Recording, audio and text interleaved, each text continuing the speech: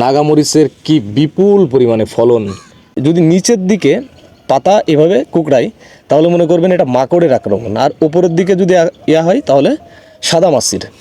মিডিয়াটা ভালো করে যদি প্রস্তুত করতে পারেন, মানে মাটিটা যদি এই রকম সুন্দর কালার করতে পারেন, দেখেন কালো মনে হচ্ছে এটা নিজেরাই খেয়ে ফেলি এমন একটা অবস্থা। আসসালামু আলাইকুম দর্শক, আশা করি সবাই ভালো আছেন। গ্রিন ওয়েভের নতুন একটা এপিসোডে আপনাদেরকে শুভেচ্ছা জানাচ্ছি।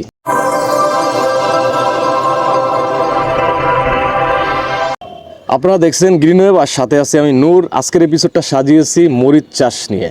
ছাদ বাগানে বা মাঠ বাগানে আমরা কিন্তু শখের বশে অনেকে মরিচ চাষ করে থাকি, কিন্তু সঠিক পরিচর্যা না জানার কারণে গাছের পাতা কুকড়ে যায়, সঠিক ফল আসে না, ফুল ঝরে যায়, যাবতীয় সমস্যা।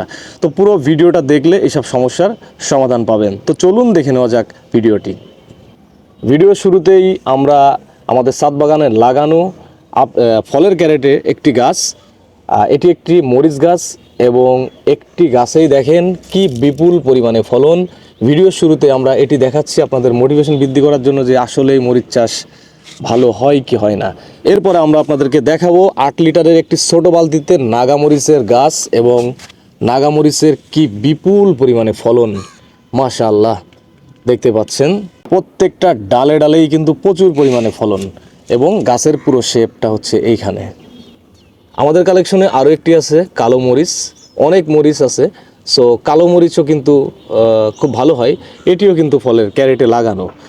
তো মরিচ চাষে ভালো ফলনের প্রধান শর্ত হচ্ছে মিডিয়া বা মাটি প্রস্তুত। আমার সামনে যে এখন গাছটি দেখতে পাচ্ছেন, এটি হচ্ছে 8 লিটারের একটি প্লাস্টিকের বালতিতে লাগানো। এখানে দেখেন মাটিটা আমি কিভাবে তৈরি করছি। এখানে আমি 60% বেলে দোআঁশ মাটি নিয়েছি, 10% বালি নিয়েছি, এবং বালিটা কিন্তু আপনাকে ধুয়ে শুকায় নিতে হবে, এবং সাথে নিয়েছি গোবর সার, বা এখানে চাইলে ভার্মিকম্পোস্ট সারও দিতে পারেন। তো এইটা নিয়ে মূলত মিডিয়া তৈরি করছি, এবং সবথেকে জরুরি একটা জিনিস হচ্ছে এই ধরনের টবে আমি 1 মুঠ জিপসাম, যেটা বাজারে কিনতে পারবেন, এটি দিয়ে মোটামুটি আমি মাটিটা প্রস্তুত করে নিয়েছি। এই দেখেন অনেকে এই ভুলটি করেন বলে তাদের কাছে ফল হয় না। এই গোড়ার এই পাতাগুলো ক্লিয়ার রাখতে হবে, সম্পূর্ণ কিচ্ছু রাখা যাবে না, অন্তত একদম এতটুক পর্যন্ত আমি দেখেন ক্লিন করে দিলাম, পুরো ক্লিন। প্রত্যেকটা গাছ কিন্তু এমন শেপ করা। তো এটি অবশ্যই মাথায় রাখবেন, এই গোড়ার পাতাগুলো সব খাবার খেয়ে ফেলে। হ্যাঁ, এই বড় পাতাগুলো আমি উঠাই দেব।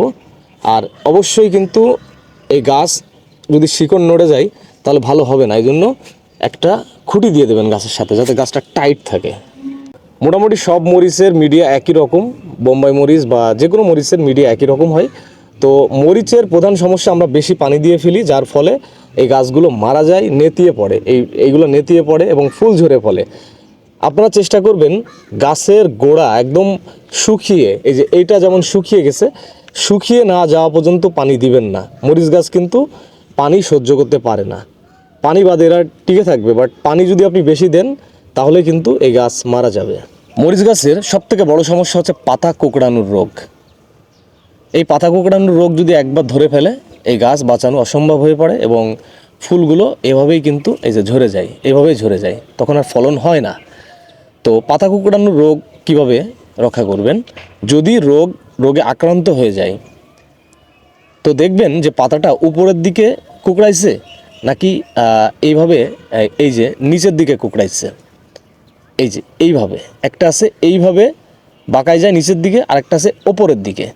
সো ওপরের দিকে যদি বাঁকাই তাহলে ধরে নেবেন এটি সাদামাছির আক্রমণের কারণে হয়েছে।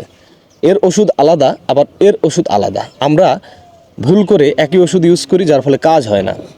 তো আপনাদেরকে বলি, যদি নিচের দিকে পাতা এভাবে কুকড়াই তাহলে মনে করবেন এটা মাকড়ের আক্রমণ, আর উপরের দিকে যদি ইয়া হয় তাহলে সাদামাছির। তো যদি উপরের দিকে পাতা এভাবে কুকড়িয়ে যায় তাহলে লিটারে 1 মিলি ইমিটাপ মাসে 2 বার স্প্রে করে দিবেন। আর যদি নিচের দিকে কোকড়াই তাহলে লিটারে 1 মিলি ভার্টিমেক বা যে কোনো ধরনের মাকড়নাশক 15 দিন পর পর স্প্রে করে দিবেন। চাইলে এই দুইটি একসাথে মিক্স করে স্প্রে করতে পারেন। তো এই দুটি কীটনাশক মরিচ গাছ যদি আপনি চাষ করতে চান তাহলে অবশ্যই আপনাকে কালেকশনে রাখতে হবে, অ্যান্ড নিয়মিত স্প্রে করতে হবে। দর্শকবৃন্দ, এই গাছটি দেখেন যে কি পরিমাণে ফলন, কিন্তু এর পাতাগুলো কিন্তু কোঁকড়ায়নি, সুস্থ সবল আছে। আর এই পাতা কোঁকড়ায়নি, যার ফলেই কিন্তু এত ফলন আসছে। এখন আমাদের বোঝা উচিত যে কেন এটার পাতা কোঁকড়ায়নি। এটার কারণ আপনাদেরকে বলি, গাছের যখন এতটুকু ছোট ছিল তখন এই চারা অবস্থায় কিন্তু আমরা নিয়মিত স্প্রে করেছি, কীটনাশক স্প্রে করেছি। আপনারা যারা রাসায়নিক কীটনাশক স্প্রে করতে না চান তারা 1 লিটার পানিতে 1 চামচ হুইল পাউডারের গুঁড়া, 1 চামচ মরিচের গুঁড়া আর একটু সরিষার তেল অল্প কিছু দিয়ে এটাও স্প্রে করতে পারেন।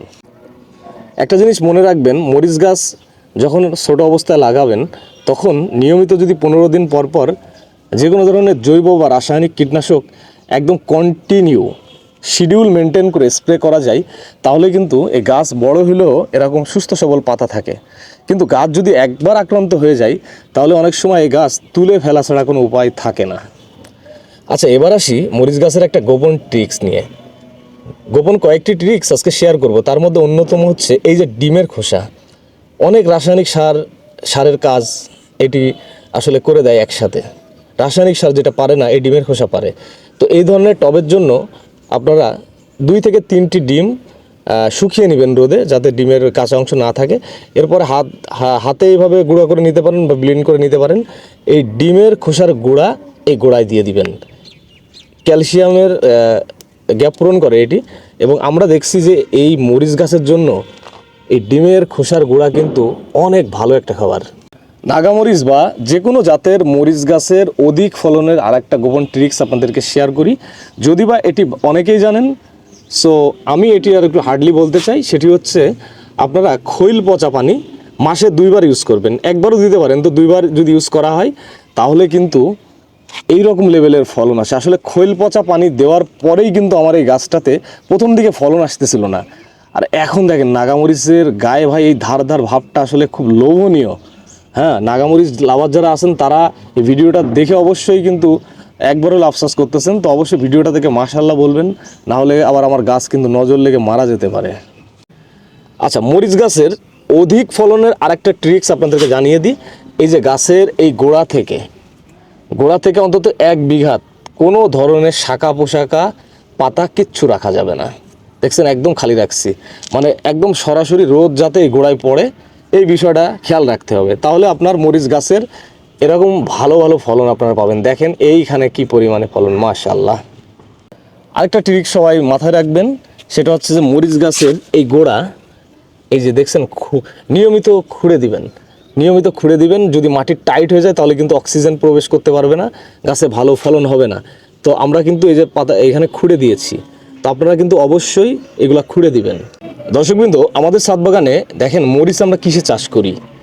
বড় বড় টবের পাশাপাশি ছোট ছোট এই যে বাড়ি যে পরিত্যক্ত সয়াবিন তেলের বোতলের যে কৌটাগুলো থাকে, মানে বোতলের কৌটা মানে কৌটা, এই কৌটাগুলা দেখেন আমরা কাটছি, কেটে আর কি মিডিয়াটা ভালো করে যদি প্রস্তুত করতে পারেন, মানে মাটিটা যদি এই রকম সুন্দর কালার করতে পারেন, দেখেন কালো মনে হচ্ছে এটা নিজেরাই খেয়ে ফেলি এমন একটা অবস্থা। এটা হচ্ছে সলিড একটা মিডিয়া, এই মাটিতে খাবারের কোনো কমতি নাই। এজন্যই কিন্তু এই ছোট্ট গাছটিতেও দেখেন নাগামরিচ ধরছে। আপনাদের নাকি বড় গাছেও নাগামরিচ ধরে না, আর আমাদের এই ছোট্ট 1 হাত সমান এই গাছটিতেও কি পরিমাণে নাগামরিচ ধরছে। মরিচ গাছের মাটি যদি এরকম ভেজা থাকে তাহলে অবস্থা খারাপ। মরিচ গাছ একদম পানি সহ্য করতে পারে না, এজন্য মরিচ গাছের গোড়ায় বেশি পানি দেওয়া যাবে না। এখানে আমরা বেশি পানি দিয়ে ফেলছি, এখন এইটারে আসলে শুকানোর জন্য টানা রোদে রাখতেছি। আপনারা মরিচ গাছে একদম অল্প পানি দিবেন। তো দর্শকবৃন্দ, আজকের ভিডিওটি ছিল মরিচ চাষ নিয়ে। আমরা কিন্তু নিজেরা উপকৃত হয়েছি বলে আপনাদের সাথে শেয়ার করছি। তো এতক্ষণ যারা আমাদের সাথে ছিলেন, ধৈর্য সহকারে যারা ভিডিওটি দেখেছেন, তাদেরকে ধন্যবাদ জানাচ্ছি। আপনি যদি আমাদের চ্যানেলে নতুন হয়ে থাকেন তাহলে আমাদের চ্যানেলটি অবশ্যই সাবস্ক্রাইব করে রাখুন, তাহলে কিন্তু গার্ডেনিং টাইপের অনেক ভালো ভালো ভিডিও দেখতে পারবেন। আর কি কোন বিষয়ে ভিডিও দেখতে চান বা জানতে চান আমাদেরকে কমেন্টস করবেন, আমরা ইনশাল্লাহ চেষ্টা করব ওই ভিডিওগুলো বানানোর জন্য। আর আপনার ছাদ বাগান বা মাঠ বাগানের জন্য সঠিক জাতের গাছ ক্রয় করতে চাইলে অবশ্যই আমাদের সাথে যোগাযোগ করুন। আমাদের হোয়াটসঅ্যাপ নাম্বার থাকবে, ফেসবুক পেজ থাকবে, সঠিক জাত গাছ ক্রয় করুন। তো আজকের ভিডিও এখানেই শেষ করছি, দেখা হচ্ছে নতুন কোনো ভিডিওতে। সবাই ভালো থাকবেন। আসসালামু আলাইকুম ওয়া রাহমাতুল্লাহি ওয়া বারাকাতুহু।